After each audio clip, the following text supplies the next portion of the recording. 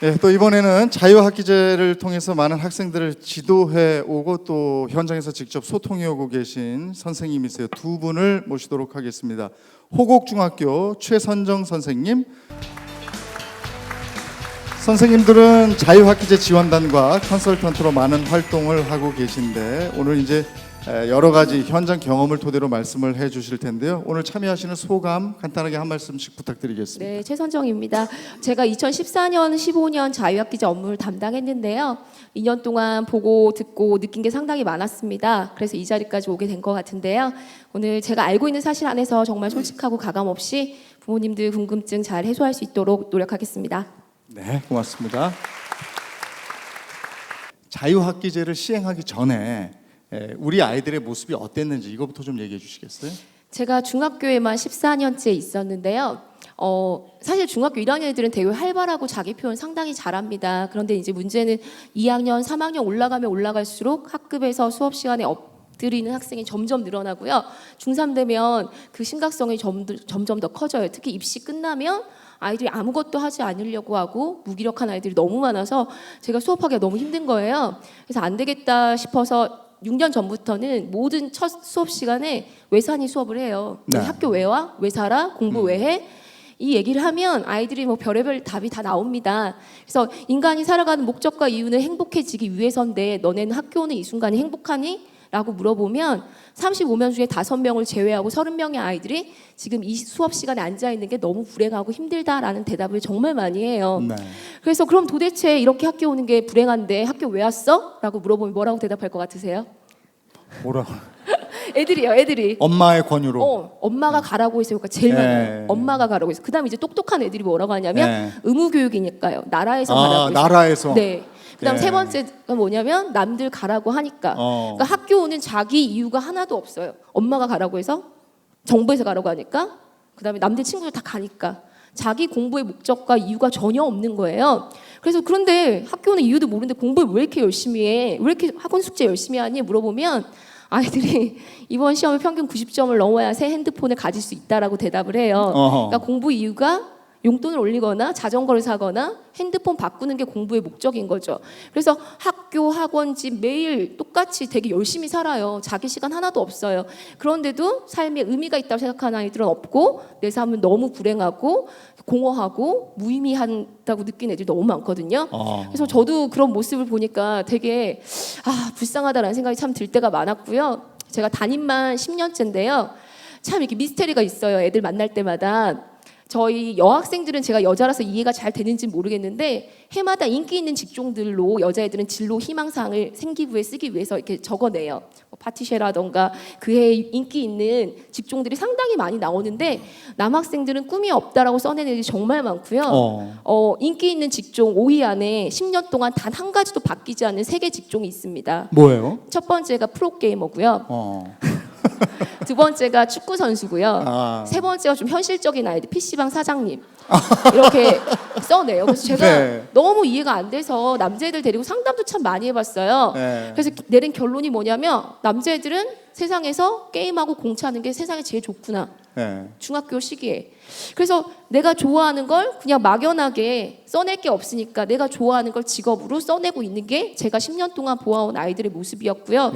정말 진로 설정에 수많은 요인들이 있지만 그런 걸 경험해 볼 기회가 없다 보니까 진로 탐색 역량이 너무나 적은 거죠. 그래서 그냥 막연하게 좋아하는 걸 내 진로로 써내고 있는 게 지금 제가 목격한 학교의 모습이었습니다. 그렇군요. 최선정 선생님은 아나운서가 되시지 그러셨어요. 현장에서 지도하신 선생님 얘기를 한번 더 들어보죠. 최선정 선생님께 질문 드릴게요. 학생들의 반응이 진짜 어땠는지 이게 궁금하고 수업이 어떻게 진행되는지 이것도 궁금하고요. 일단 뭐 오후에 하는 활동을 떠나서 자유학기제에서 제일 중요한 건 교과 수업을 바꾸는 일이거든요. 사실 먼저 이제 제가 교사이다 보니까 교사 입장에서는 수업을 바꾸는 게 되게 큰 일이고 부담감이 컸고 방학 때 연수도 되게 많이 받아요, 선생님들이. 근데 일단 진도에 부담이 없고 시험이 없다 보니까 수업을 짜고 구성할 때 너무 학생들 체험과 활동 위주로 수업을 구성하게 되는데 예산도 있고 해서 재료도 마음껏 살 수 있고요. 그래서 아이들이 넉넉하게 수업 자료를 이제 받아보니까 일단 그때부터 기분이 너무 좋아요. 그래서 이제 수업을 들어가면 저는 그냥 수업 설계만 하면 되는 거예요. 안내해주고 모든 별로 도와주고. 그래서 수업의 전체적인 에너지를 예전에 100% 제가 꾸려갔다면 자유학기 수업은 애들이 그 수업 에너지를 다 만들어내는 거예요. 제가 정형화된 수업을 할 필요도 없고 반에 들어가면 반 모둠의 아이디어들에 따라서 수업이 정말 살아있다는 느낌. 그리고 늘 조용하던 아이들이 발표를 하고 자기네끼리 소통하는 걸 보면서 저도 수업이 너무너무 즐겁고 때로는 애들이랑 같이 논쟁이 붙기도 하고 그 아이들이랑 얘기하면서 저도 배운 게 너무너무 많았고요. 두 번째로는 애들이 너무 바뀌어요. 역량이 너무너무 달라지는데 제가 지금 있는 학교는 자유학기제를 한 번도 실시하지 않고 올해 처음 실시한 학교라서 지금 만나는 아이들은 자유학기제를 경험하지 않은 아이들이에요. 지금 똑같이 모둠 수업을 작년 아이들과 똑같이 하고 있는데요. 모둠 활동하라고 하면 지금 제가 담임하고 있는 아이들은 서로 말을 안 하고 눈치를 봐요. 친구 눈치를 보고 자기 표현을 하나도 못해요. 근데 자유학기제 아이들은 너무너무 자기 생각을 말하는데 거침이 없고 친구한테 의견도 너무너무 자연스럽게 물어보고 서로 소통이나 협업이 되게 잘 돼요. 물론 모든 간에 갈등이 있습니다. 애들끼리 싸우기도 하고요. 다투기도 하는데 그런 걸 풀어가는 해법들이나 이런 것들을 수업 시간 안에 너무 많이 경험을 해서 학년이 바뀌어도 그런 능력이 사라지는 게 아니라 제가 2학년을 작년에 가르쳤을 때 아이들이 저한테 찾아왔어요. 선생님 1학년 2학기 때처럼 토론 수업을 더 늘려주세요. 수업을 모둠 활동을 더 많이 했으면 좋겠어요 라고 아이들이 먼저 요청을 해요. 강의 수업은 너무 재미없고 이렇게 체험 위주의 수업들을 많이 하다 보니까 아이들이 만족도가 상당히 높고 뭐 수학과 선생님들 같은 경우는 겨울에 그냥 귤 한 상자 가지고 수업 들어가세요. 그리고 얘들아 까먹자 하고 까먹어요. 그리고 귤 껍질을 동그랗게 펴놓고 건널비 재서 이렇게 건널비 구하는 거예요. 뭐 그런 수업부터 시작해서 되게 기발하고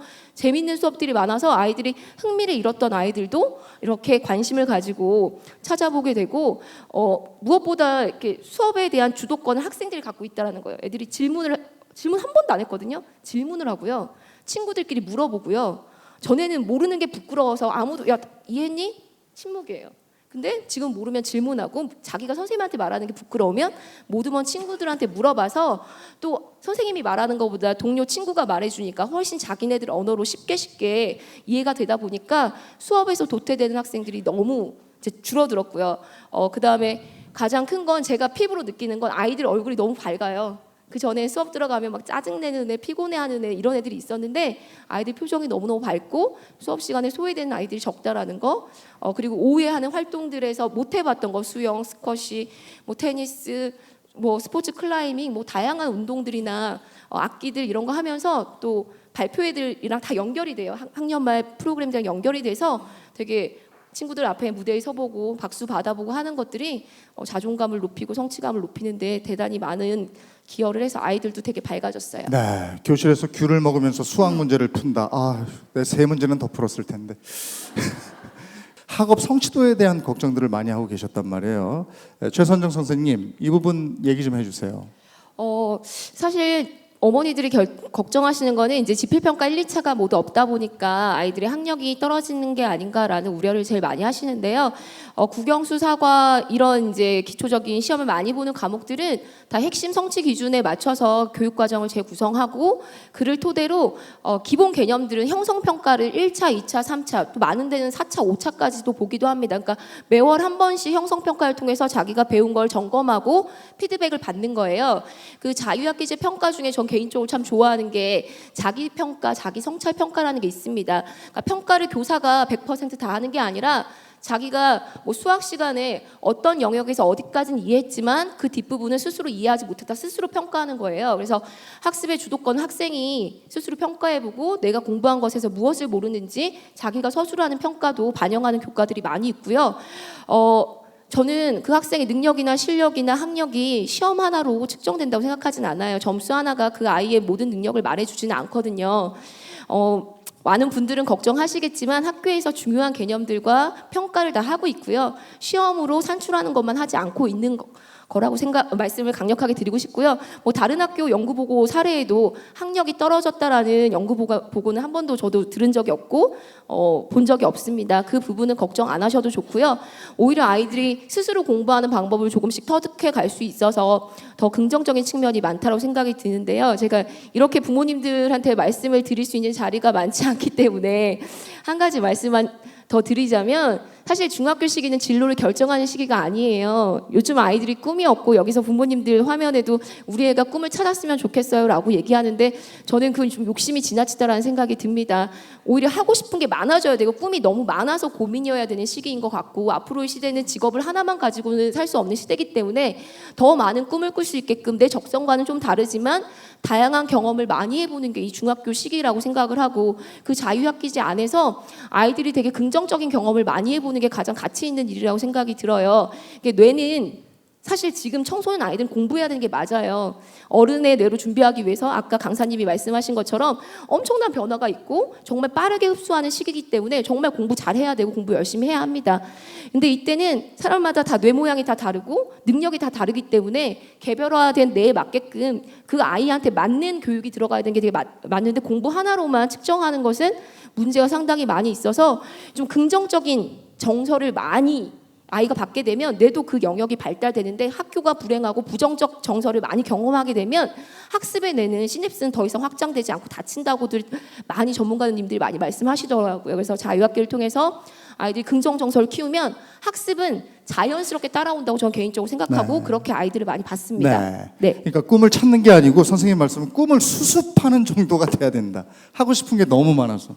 어떤 연기자는 그래요. 연기자 왜 되셨냐고 그랬더니 어렸을 때 하고 싶은 게 너무 많아서 다 해보려고 연기자가 됐대요. 왕도 해보고 대통령도 해보고 장관도 해보고 거지도 해보고 연기자밖에 없더라고요, 그게. 그래서 연기자가 됐다, 이런 얘기도 있습니다.